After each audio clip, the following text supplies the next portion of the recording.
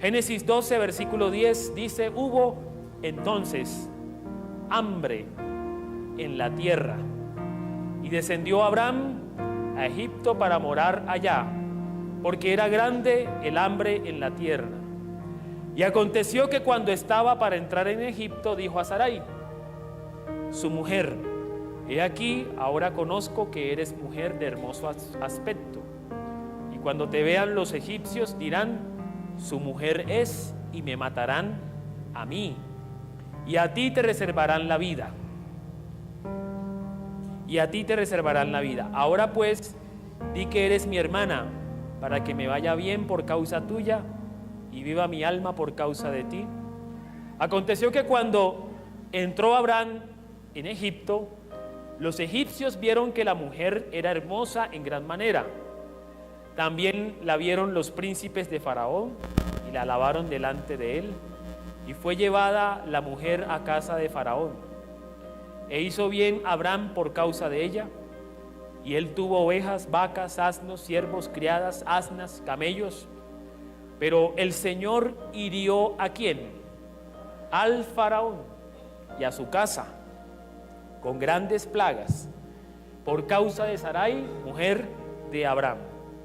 Entonces Faraón llamó a Abraham y le dijo: ¿qué es esto que has hecho conmigo? ¿Por qué no me declaraste que era tu mujer? Ahora pues, he aquí tu mujer, tómala y vete. Entonces Faraón dio orden a su gente acerca de Abraham, y le acompañaron, y a su mujer con todo lo que tenía. Que el Señor bendiga su palabra y nos dé entendimiento en esta mañana. Amén. Aquí tenemos una familia: Abraham y Sara. Y es una familia de Dios, porque recordar que cuando Abraham escucha la voz de Dios que le dice: deja tu tierra y deja tu familia extendida y ve al lugar que yo te voy a entregar, desde ese momento ya Abraham y Sarai se convirtieron en la familia de Dios. Pero esta familia de Dios que leemos aquí, Abraham y Sarai, enfrentaron también pruebas y dificultades. Es decir que la familia de Dios, por el hecho de hacer la voluntad del que los llama, también enfrentan diferentes pruebas. Y esas pruebas ponen en duda y ponen en jaque la fe, los propósitos de Dios. En esta ocasión, Abraham y Sarai, como familia de Dios, están caminando en la promesa y caminan en fe. Y cuando llegan a la tierra que el Señor les promete, se dan cuenta que en esa tierra hay hambre. ¿Qué hay? ¿Qué hay? Hambre en esa tierra. ¿Cómo así? Una crisis económica fuerte. Y esa crisis económica hace que esta familia comience a tomar decisiones que los ponen en riesgo, primeramente, y segundo, que ponen en riesgo el plan de Dios para con ellos.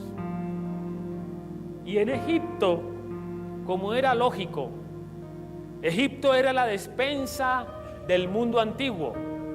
En Egipto nunca había sequía, porque tenían el gran río Nilo, que hacía que sus riberas fueran tierras fértiles, que en ciertas épocas del año se inundaban esas riberas y se convertían en terrenos aptos para el cultivo de cereales.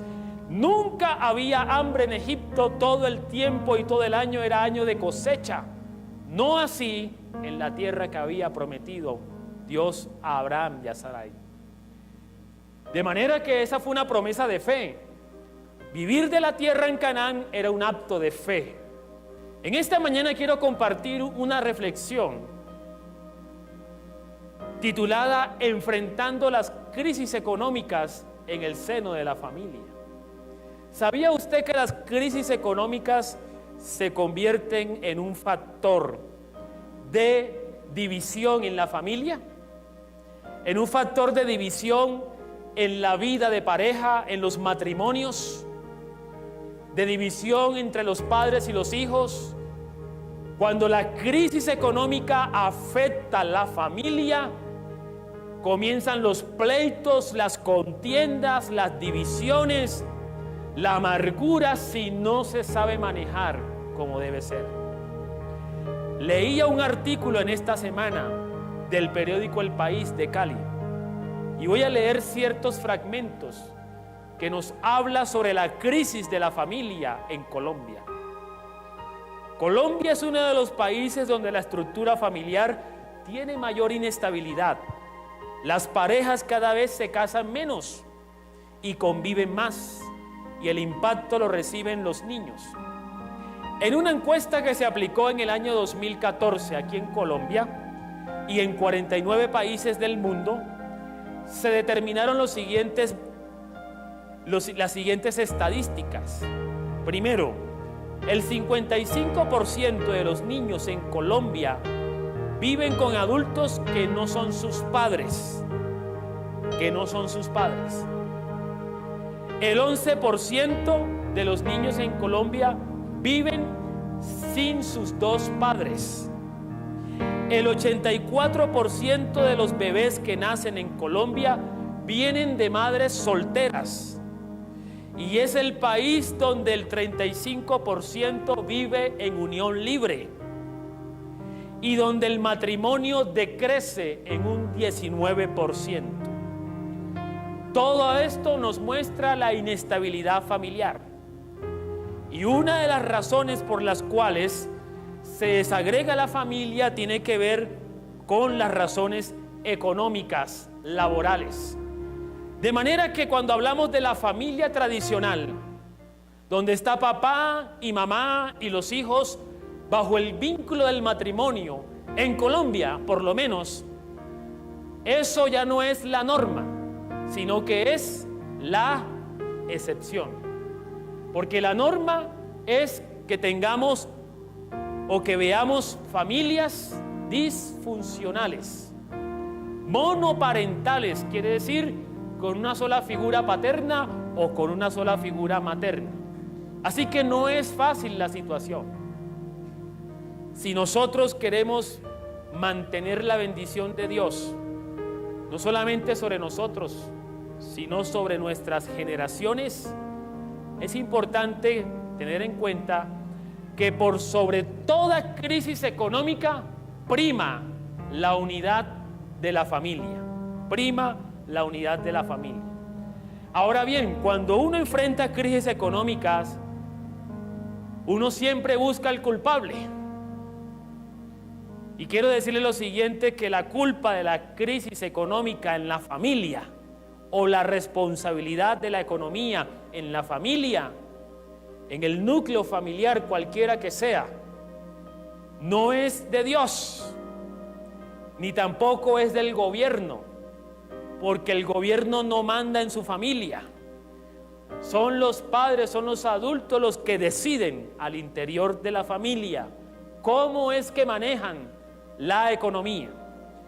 Así que si llegáramos a identificar cualquier crisis económica en nuestro seno familiar, debemos ser conscientes que esa es nuestra responsabilidad.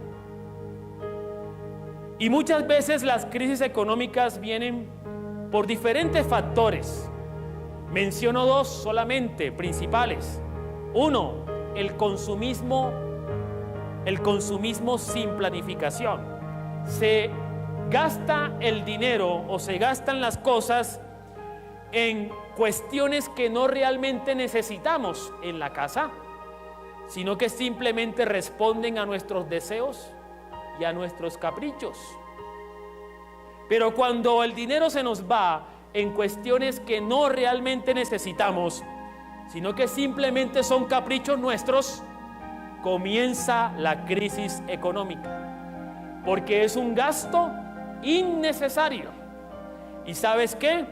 Muchas veces algunos toman decisiones de manera unilateral de contraer deudas a escondidas para comprar cuestiones innecesarias. Y eso a la final son puertas que se abren para la crisis económica. Tu dignidad no depende de qué marca de celular uses, que si uso Android o si uso iPhone, que si uso Android soy de baja categoría o que si uso iPhone son de más alta categoría. Tu autoestima, tu identidad, tu valor como persona no depende de eso. Tu valor como persona depende de Dios. Y tú y yo somos hijos de Dios. Y en eso tenemos que estar claros. Así que una familia de Dios no vive por apariencias. Una familia de Dios vive para Dios y no para el mundo. Pero cuando se vive para el mundo, se puede caer en el consumismo. Las crisis económicas también se puede dar por otra razón. Cuando tal vez teníamos un empleo donde percibíamos algún ingreso y de pronto ya no lo tenemos. Entonces el ingreso cae. Y el ingreso cae, pero el gasto se mantiene en alza. Y lo uno está relacionado con lo otro. Porque a veces no somos conscientes de que realmente tenemos que vivir y tenemos que gastar conforme a lo que percibimos. Pero a veces por querer mantener un status quo de estrato 8 o de estrato 10, nos excedemos en los gastos, y gastos que no corresponden con lo que yo percibo por ingreso. Y eso en el mediano y largo plazo también quiebra la economía de cualquier familia. Pero desafortunadamente, cuando hay crisis económica en las familias que son de Dios, muchas veces se descubre que se es esclavo de la apariencia. Y eso trae consecuencias económicas que ponen en riesgo la unidad de la familia. Cuando hay crisis económicas, entonces lo que comúnmente viene a la vida de cualquier ser humano es preocupación y es ansiedad. Abraham se llenó de ansiedad. Tenía y vio que el hambre era grande en aquella tierra. Así que apresuradamente, en la ansiedad y en la preocupación por resolver, tomó esa decisión apresurada. Pero esa decisión lo puso en riesgo. Y no solamente a él, sino a su esposa. Y no solamente a su esposa, también puso en riesgo el futuro de sus hijos. Y no solamente el futuro de sus hijos, puso en riesgo el plan de Dios para con esta familia. La ansiedad también produce irritación en las relaciones de familia. De pronto, uno, como es varón y es el hombre de la casa, se quiere mostrar fuerte y poderoso en la casa y trata de canalizar de una u otra manera esas preocupaciones.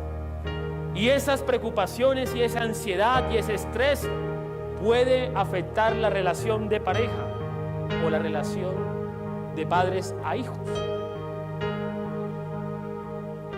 Si no se maneja bien, la ansiedad puede llevarnos a malas decisiones o también nos puede llevar a la desintegración familiar. Hay parejas que ante la crisis económica deciden finalmente romper las relaciones.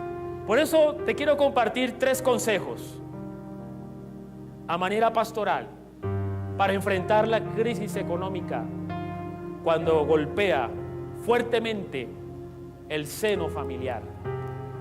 Familias con una economía sana tendrán bases suficientes, además de los valores, para desarrollarse plenamente como familia. Primer consejo: diálogo. Hay que dialogar sobre el tema. A veces uno como hombre tiene esta idea: el hombre es la cabeza del hogar, sobre todo los cristianos. El hombre es la cabeza del hogar, el hombre es el protector, el hombre es el proveedor y el hombre no se equivoca. ¿Eso es correcto? Hombres, quien les habla ha caído en eso, por eso yo lo digo. O mujeres cabeza de hogar que les tocó asumir el rol de papá y de mamá porque este hombre salió chueco y no le dieron garantía y se fue. Es más, alguno ni siquiera estuvo, nunca estuvo. Así que mi corazón y mi ánimo hacia estas mujeres valientes que asumen el hogar por ausencia de hombre, asumen el rol de padre y de madre. Yo las admiro y las bendigo en gran manera, porque eso no es fácil. Y a veces mujeres que hacen las veces de papá y mamá cuando tenemos a nuestros hijos, también queremos asumir ese rol protector, ese rol de que aquí se hace lo que yo digo, aquí yo soy la que proveo, yo soy la que protejo y yo no me equivoco. Resulta que todos somos vulnerables y quien no se equivoca, señor y señora, ¿usted qué hace aquí en la tierra? Debe estar en el cielo, porque allá es la perfección. Entonces, si hay una crisis económica por decisiones, malas decisiones que se han tomado, lo primero es reconocer que tenemos una crisis económica, reconocer que las cosas no van bien en términos económicos, reconocer que sí la hemos embarrado, reconocerlo, principio de humildad y de sencillez. Y si estamos en la relación de pareja, dialogar sobre el tema. Escuche bien esto, cuando yo digo dialogar, yo no digo dialogar para echarse las culpas. Es que usted tuvo la culpa, no, más el favor y me respeta, usted tuvo, y empieza la pelea. ¿De eso se trata el diálogo? No, el diálogo lo que busca es la comprensión, comprender por qué llegamos y por qué hicimos lo que hicimos. Y para comprenderse en el diálogo hay que escuchar más y hablar menos. Parece paradójico, ¿no? No hay diálogo si cada uno se está echando la culpa. Hay diálogo si hay disposición para escucharse y hay diálogo si hay disposición para comprender. En una ocasión, cuando estuve recibiendo un prematrimonial, antes de conocer a mi esposa, mi mentor me decía: el matrimonio o el hogar es como una democracia. Es una democracia donde hay 3 votos para decidir. Un voto es para el hombre, el otro voto es para la mujer, y el tercer voto, ¿para quién es? El tercer voto es para el acuerdo entre los dos. Y cosa complicada es llegar al tercer voto, ¿no? Al acuerdo, porque el tercer voto es el que define la balanza, ¿cierto? Entonces, cuando establecemos un diálogo para enfrentar una crisis económica, es para llegar a acuerdos, para ponerse de acuerdo cómo es que vamos a salir adelante. Y de lo que se trata es de poner la unidad familiar por encima de toda situación económica. Y eso se logra cuando hay diálogo franco. Padres que están acá y madres, a veces también queremos proteger a nuestros hijos, pero qué bonito también sería reconocer la situación y qué bonito sería también dialogarlo con nuestros hijos. Muchachos y muchachas, mi hijo y mi hija, estamos en esta situación, pero tu papá y yo nos ponemos de acuerdo en esto y en lo otro, y eso significa que hay que reajustar algunas cosas. Allí que estamos haciendo, protegiendo la unidad familiar a través del diálogo. Segundo consejo, planificación. Mire, a veces uno cree que porque uno es cristiano y porque camina según la voluntad de Dios, significa caminar al azar. Y eso no es verdad. Hay que planificar la economía, Cuando hay una crisis económica, es probable que eso haya llegado porque nuestros gastos superaron nuestros ingresos. ¿Cuántos de ustedes saben cuánto percibe al mes? Levanten la mano, los que sepan. ¿Cuánto le ingresa al mes? Los que sepan. Y los demás, ¿no sabe cuánto le entra al mes? Eso es grave. Por lo menos que uno pueda decir, bueno, pastor, lo que pasa es que yo tengo un trabajo irregular. Unas veces me entran 5 millones y al día siguiente me entra 0 pesos. Pues va bien. Pero usted puede hacer un promedio de los 3 últimos meses. ¿Cuál fue su ingreso? Y hacer un promedio y poder decir, bueno, mis ingresos mensuales en promedio son como esto. Eso es importante hacerlo porque eso hace parte de la planificación. Ahora, cuando sabemos cuántos son nuestros ingresos, les pregunto, ¿quiénes de ustedes saben cuántos son sus gastos? Y aquí subieron la mano menos personas. ¿Y qué tal si al calcular los gastos nos damos cuenta de que nos estamos excediendo? ¿No será que por ahí viene la crisis económica?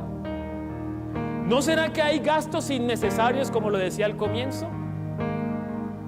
Y si habiendo hecho los ajustes de los gastos, nos damos cuenta que nuestro ingreso no alcanza para cubrirlo todo, entonces hay que pensar en otra cosa. ¿Por qué no pensar en otras fuentes de ingreso alternativo? Tercer consejo y último. Repasemos. El primero, diálogo. El segundo, y este tercer consejo es lo que nos diferencia de otras familias.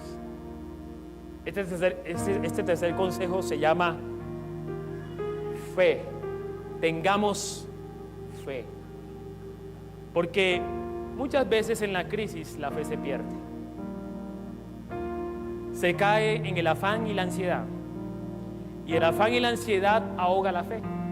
Y yo pienso que si tú y yo somos familias de Dios, debemos tener fe en el Todopoderoso. Filipenses 4:6 dice: por nada estéis afanados, si no sean conocidas nuestras peticiones delante de Dios con toda oración y ruego, con acción de gracias. Y si así hacemos, versículo 7, la paz de Dios que sobrepasa todo entendimiento guardará tu corazón y guardará tus pensamientos en Cristo Jesús, Señor nuestro. Quien tiene fe puede salir adelante. Quien tiene fe en la crisis puede discernir en medio de la crisis qué es lo que Dios quiere que hagamos para salir adelante. Se trata entonces que cuando enfrentamos la crisis, además de hacer lo anterior, además de dialogar, además de planificar y darnos cuenta que lo que percibimos no nos alcanza habiendo hecho ajuste del gasto, yo creo que entonces sería una oportunidad para creer que aquel que sana el alma también puede hacer milagros financieros. ¿Qué tal si como familia dialogamos, planificamos y luego lo sellamos en oración? Lo que acordemos, lo que proyectemos. Y si llegara el caso, habiendo hecho todo esto y nos damos cuenta de que no hay definitivamente cómo ni con qué, poder permitirnos creer que el Señor puede hacer milagros financieros, que el Señor puede proveer donde no hay, que el Señor nos pueda sorprender, que el Señor nos pueda sorprender con oportunidades, con personas, pero también con ideas, con sabiduría, con entendimiento. Y eso lo produce la fe. La fe mueve montañas. Y si la economía se ha convertido en una montaña en tu casa, entonces con la fe de una semilla de mostaza, le vas a decir: muévete, y en el nombre del Señor se moverá esa montaña. Pongámonos en pie y oremos por esta palabra.